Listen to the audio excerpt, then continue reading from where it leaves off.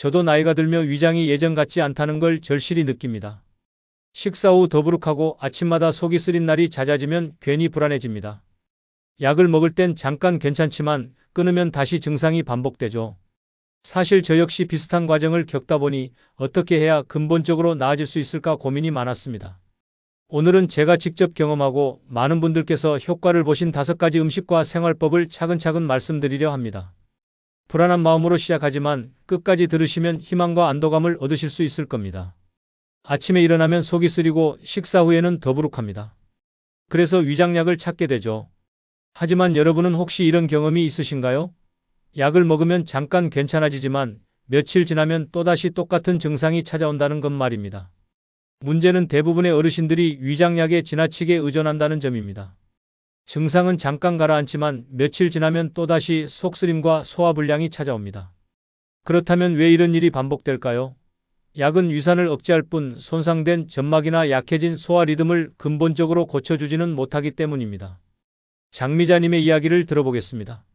74세인 그분은 평생 조리사로 일하며 매운 음식과 불규칙한 식사에 익숙했습니다. 젊을 때는 아무리 자극적인 음식을 먹어도 속이 튼튼했는데 은퇴 후부터는 상황이 달라졌습니다. 아침에 일어나면 속이 쓰리고 조금만 기름진 음식을 먹어도 더부룩했습니다. 처음에는 약국에서 파는 위장약으로 해결하려 했습니다. 제산제를 먹으면 금세 시원해졌거든요. 하지만 효과가 점점 짧아지는 것을 느꼈습니다. 처음엔 한 알이면 하루 종일 괜찮았는데 나중에는 하루에 2번, 3번 먹어야 했습니다. 더 걱정스러운 건 약을 먹지 않으면 이전보다 더 심하게 아픈 것 같다는 느낌이었습니다. 동네 내과를 찾았을 때 의사는 만성위염 진단을 내렸습니다. 위내시경 결과 위 점막이 붓고 빨갛게 변해 있었습니다. 의사는 위산억제제를 처방해주며 꾸준히 복용하라고 했습니다. 그분은 의사 말대로 3개월간 약을 복용했습니다. 그런데 약을 끊으니 또다시 증상이 돌아왔습니다. 이때 그분은 생각을 바꾸기로 했습니다. 약만으로는 한계가 있다는 걸 깨달은 것입니다. 인터넷에서 정보를 찾아보고 주변 사람들의 조언도 들었습니다. 그러던 중 음식으로 위장을 다스리는 방법에 대해 알게 되었습니다. 먼저 식사 시간부터 바꿨습니다. 조리사 시절 습관으로 아무 때나 먹던 것을 정해진 시간에 먹기 시작했습니다. 아침 7시, 점심 12시, 저녁 6시로 고정했습니다. 그리고 매 식사 전에 양배추즙을 마시기 시작했습니다. 처음엔 맛이 없어서 힘들었지만 2주 정도 지나니 적응되었습니다. 한 달 후 놀라운 변화가 시작되었습니다. 아침에 일어났을 때 속쓰림이 현저히 줄어들었습니다. 또한 식사 후 더부룩함도 예전보다 훨씬 가벼워졌습니다. 무엇보다 위장약을 먹는 횟수가 절반으로 줄었습니다. 이전에는 하루에 2-3번 먹던 것을 이제는 하루 1번, 심할 때만 먹으면 되었습니다. 2달째에는 더욱 큰 변화가 있었습니다. 바나나와 생강차를 추가로 섭취하기 시작했는데 소화가 훨씬 부드러워졌습니다. 예전에는 조금만 과식해도 밤새 고생했는데 이제는 적당량을 먹으면 편안하게 잠들 수 있게 되었습니다. 가장 기뻤던 건 손자들과 외식을 갈 때도 걱정이 줄어든 것이었습니다. 3개월 후 그분은 담당 의사를 다시 찾았습니다. 위내시경을 다시 해본 결과 점막 상태가 눈에 띄게 좋아져 있었습니다. 의사도 놀라며 어떻게 이런 변화가 가능했는지 물었습니다. 그분은 규칙적인 식사와 위장에 좋은 음식들을 꾸준히 섭취한 것이 도움이 되었다고 설명했습니다. 현재 그분은 위장약을 거의 먹지 않습니다. 가끔 스트레스가 심할 때나 부득이하게 자극적인 음식을 먹었을 때만 임시로 복용할 뿐입니다. 무엇보다 음식에 대한 두려움이 사라진 것이 가장 큰 변화라고 하십니다. 여러분도 비슷한 고민을 하고 계시지 않나요? 해결책은 단순합니다. 약은 꼭 필요한 순간에만 사용하고 나머지는 음식과 습관으로 보완하는 것입니다. 오늘 말씀드릴 5가지 음식은 위산 균형을 잡아주고 점막을 회복시키는 힘이 있습니다. 실천해 볼 수 있는 방법을 알려드리겠습니다. 하루에 무엇을 언제 먹었는지 간단한 체크표를 써보세요. 그리고 약은 반드시 의사와 상의하며 점차 줄여나가시기 바랍니다. 갑자기 끊으면 반동이 올 수 있으니 천천히 줄이는 것이 중요합니다. 많은 분들이 속쓰림의 원인을 매운 음식이나 스트레스 때문이라고만 생각합니다. 물론 이런 것들도 영향을 주지만 나이가 들면서 생기는 근본적인 변화를 간과하는 경우가 많습니다. 그렇다면 정말 원인은 무엇일까요? 진짜 원인은 나이가 들수록 자율신경의 회복력이 떨어지고 소화효소가 감소하며 점막으로 가는 혈류량이 줄어드는 데 있습니다. 결국 위벽을 보호하는 막은 약해지고 위산은 늘어나면서 속이 쓰리게 되는 것입니다. 이런 변화는 자연스러운 노화 과정이지만 올바른 방법으로 충분히 개선할 수 있습니다. 박문수님의 이야기를 들어보겠습니다. 70세인 그분은 40년간 회사를 다니며 규칙적인 생활을 해오셨습니다. 아침 6시에 일어나 저녁 7시에 퇴근하는 일정한 패턴이었죠. 그런데 은퇴 후부터 문제가 시작되었습니다. 갑자기 자유로워진 시간 때문에 생활 리듬이 완전히 바뀐 것입니다. 은퇴 초기에는 그동안 못했던 일들을 하려고 무리했습니다. 새벽까지 독서를 하거나 텔레비전을 보다가 늦게 잠들었습니다. 아침에는 늦게 일어나 점심때가 되어서야 첫 끼를 먹었습니다. 저녁에는 아내와 함께 야식을 즐기는 것이 새로운 낙이 되었습니다. 이런 생활이 6개월 정도 지속되자 문제가 나타났습니다. 매일 아침 공복에 심한 통증이 찾아왔습니다. 속이 쓰리고 메스꺼운 느낌이 들어 아무것도 먹을 수 없었습니다. 진통제를 먹으면 잠깐 나아지지만 다음날 아침이면 또다시 같은 고통이 반복되었습니다. 병원에서 위내시경을 받아본 결과 위궤양 초기 단계라는 진단을 받았습니다. 의사는 스트레스와 불규칙한 식사가 원인이라고 설명했습니다. 위산이 과다 분비되는데 보호막은 약해져서 위벽이 손상된 것이라고 했습니다. 약물 치료와 함께 생활 습관 개선이 필요하다고 강조했습니다. 그분은 이때부터 생활 패턴을 완전히 바꾸기로 결심했습니다. 먼저 수면 시간을 고정했습니다.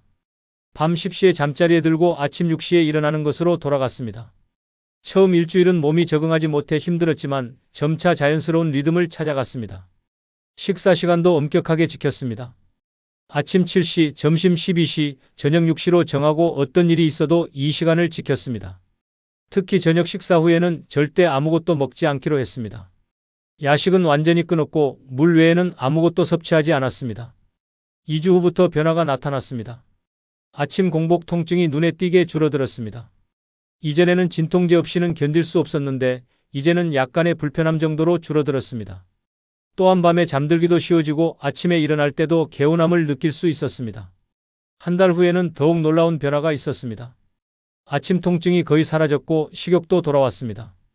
이전에는 아침에 죽 한 그릇도 힘들었는데 이제는 밥 한 공기를 편안하게 먹을 수 있게 되었습니다.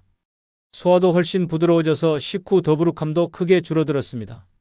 3개월 후 재검사에서는 위궤양이 거의 치유된 것으로 나타났습니다. 의사도 이렇게 빠른 회복은 드물다며 놀라워했습니다.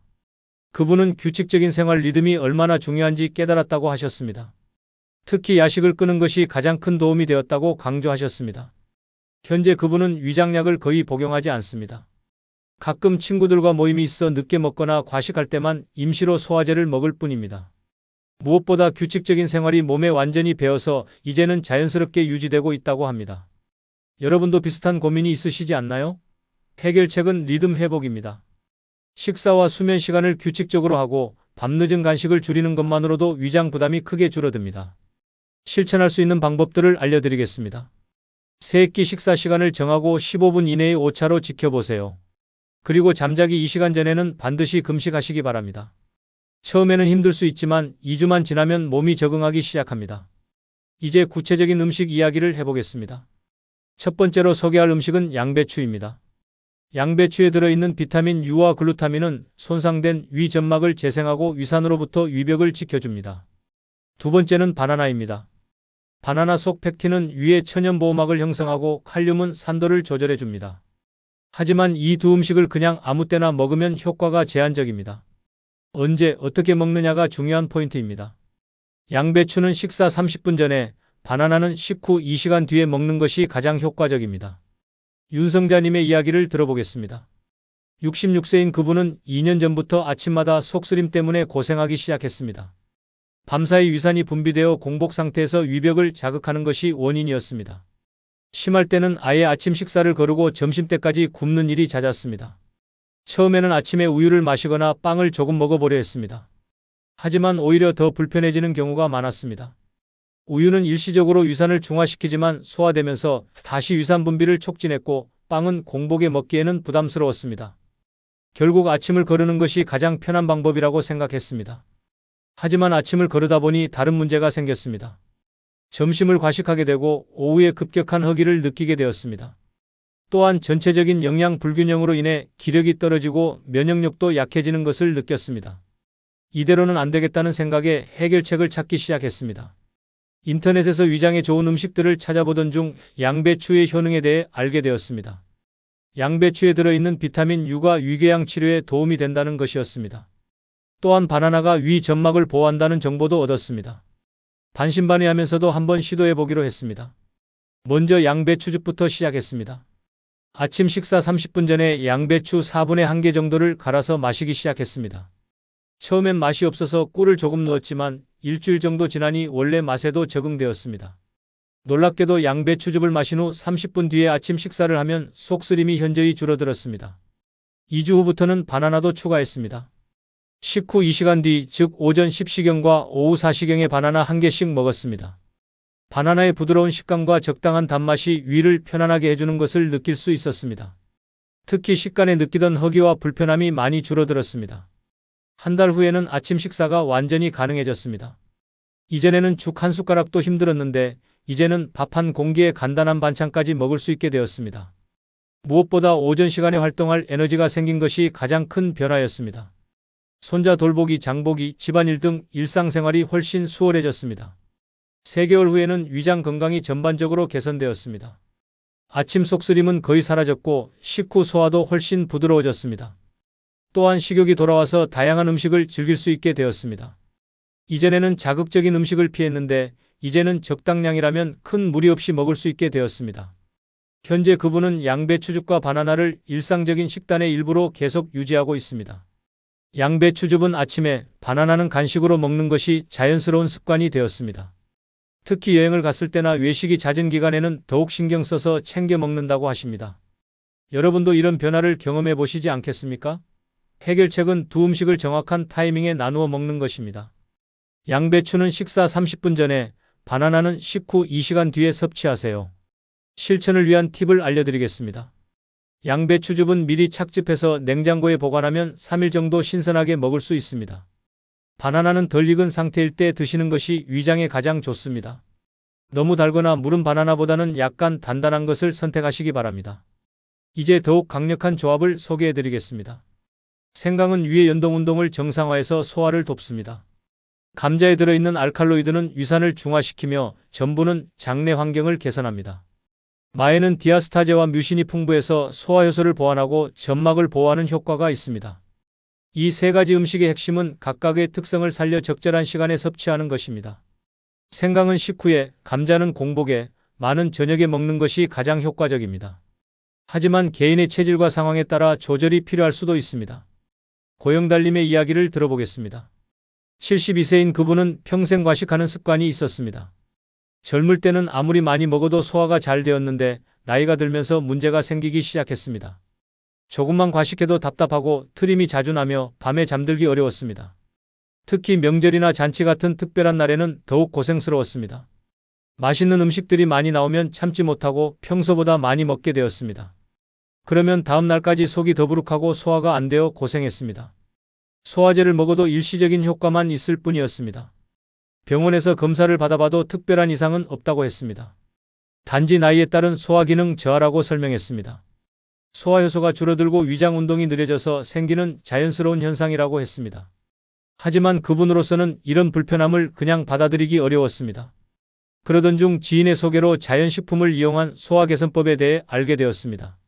생강, 감자, 마를 활용한 방법이었습니다. 처음에는 반신반의했지만 다른 방법이 없었기 때문에 시도해보기로 했습니다. 첫 주에는 감자즙부터 시작했습니다. 아침 공복에 감자 하나를 갈아서 즙을 내어 마셨습니다. 처음에는 맛이 이상해서 적응하기 어려웠지만 며칠 지나니 괜찮아졌습니다. 놀랍게도 일주일 후부터 아침에 느끼던 속 불편함이 줄어들기 시작했습니다. 두 번째 주에는 생강차를 추가했습니다. 점심 식사 후 30분 뒤에 생강 우린 차를 마셨습니다. 생강이 매운맛이 처음에는 부담스러웠지만 따뜻한 느낌이 위를 편안하게 해주는 것을 느낄 수 있었습니다. 특히 식후 더부룩함이 현저히 줄어들었습니다. 세 번째 주에는 마죽을 저녁에 먹기 시작했습니다. 마를 갈아서 죽을 끓여 저녁 식사 대신 먹었습니다. 마의 끈적한 성분이 위벽을 보호해주는 느낌이었습니다. 또한 소화가 쉬워서 밤에 잠들기도 훨씬 편해졌습니다. 한 달 후에는 전체적인 소화 능력이 크게 개선되었습니다. 이전에는 조금만 과식해도 하루 종일 고생했는데 이제는 평소보다 많이 먹어도 큰 불편함 없이 소화가 되었습니다. 특히 트림의 횟수가 현저히 줄어들고 식후 답답함도 거의 사라졌습니다. 2개월 후에는 더욱 놀라운 변화가 있었습니다. 명절 음식을 평소보다 많이 먹었는데도 별다른 불편함 없이 소화가 되었습니다. 가족들도 그분의 변화를 신기해했습니다. 이전에는 명절 다음 날이면 항상 고생했는데 이제는 다음 날도 정상적인 식사가 가능했습니다. 현재 그분은 이 세 가지 음식을 꾸준히 섭취하고 있습니다. 감자즙은 아침에, 생강차는 점심 후에, 마죽은 일주일에 3번 정도 저녁에 드시고 있습니다. 특히 과식이 예상되는 날에는 미리 생강차를 진하게 우려서 마신다고 하십니다. 여러분도 소화 문제로 고민이 많으시죠? 해결책은 세 가지 음식을 동시에 활용하되 자신의 체질과 상황에 맞게 조절하는 것입니다. 실천을 위한 조언을 드리겠습니다. 첫 주는 한 가지씩만 소량으로 테스트해 보세요.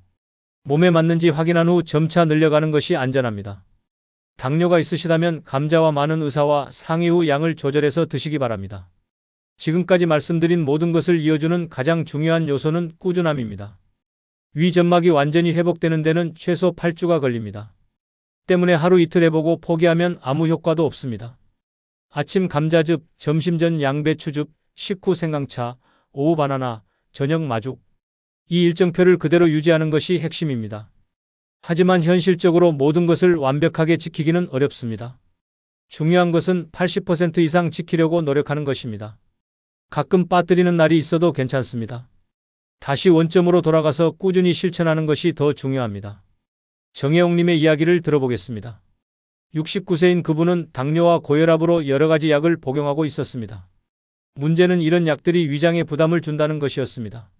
매일 아침 공복에 약을 먹어야 하는데 그 때문에 속쓰림이 심했습니다.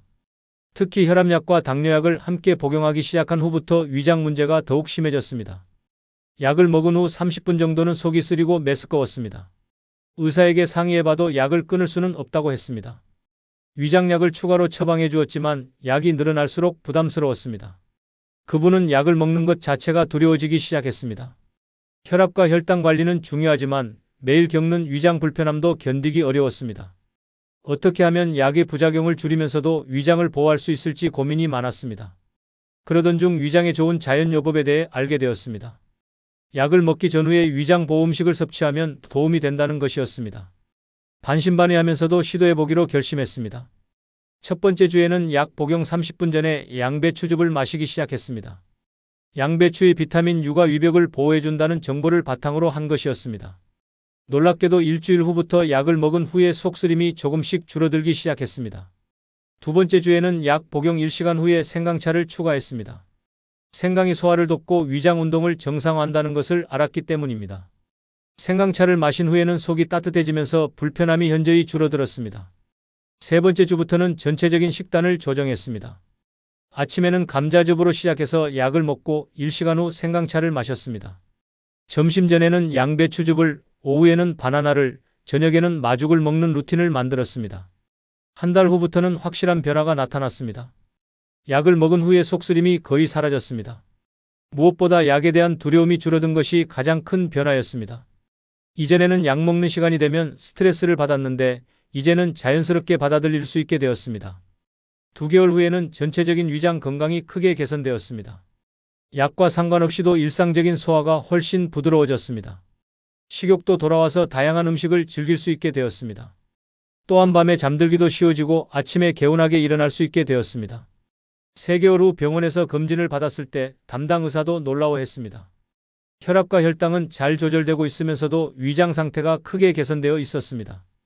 위장약을 줄일 수 있게 되었고 전체적인 약의 개수도 줄어들었습니다. 현재 그분은 8주 루틴을 기본으로 하면서 상황에 맞게 조절해가고 있습니다. 약을 먹는 날에는 반드시 양배추즙과 생강차를 챙기고 평상시에도 위장에 좋은 음식들을 꾸준히 섭취하고 있습니다. 무엇보다 약에 대한 공포에서 벗어난 것이 가장 큰 성과라고 하십니다. 여러분도 이런 변화를 경험할 수 있습니다. 해결책은 생활화입니다. 처음 8주를 지키고 나면 나에게 맞는 23가지를 골라 평생 루틴으로 이어가는 것이 좋습니다. 실천을 위한 구체적인 방법을 제안드리겠습니다. 매주 증상, 수면, 식사 속도를 기록하는 체크리스트를 작성해 보세요. 변화를 눈으로 확인할 수 있어 동기부여가 됩니다. 단, 혈변이나 급격한 체중 감소 같은 경고 증상이 나타나면 즉시 병원 진료를 받으시기 바랍니다. 여러분, 위장은 단순히 음식을 소화하는 기관이 아닙니다. 우리의 감정, 생활 리듬, 건강 전체를 반영하는 거울입니다. 오늘 말씀드린 5가지 음식과 습관은 누구나 집에서 바로 시작할 수 있는 방법입니다. 불안으로 시작한 이 이야기가 지금은 안도와 희망으로 마무리되기를 바랍니다. 지금부터 작은 실천을 시작하세요. 그것이 여러분의 위장 건강을 회복하고 100세까지 건강하게 살아가는 길이 될 것입니다.